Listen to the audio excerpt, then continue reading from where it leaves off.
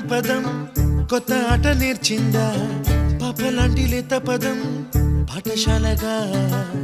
కూనలమ్మ జానపదం పల్లె దాటి వచ్చిందా చవళిల జానతనం పాట చూపగా కుంచెలో దాగే చిత్రాలు ఎదురొచ్చేలా అంతటా ఎన్నో వర్ణాలు మంచులో దాగే చైత్రాలు బదులిచ్చేలా ఇంతలా ఏవో రాగాలు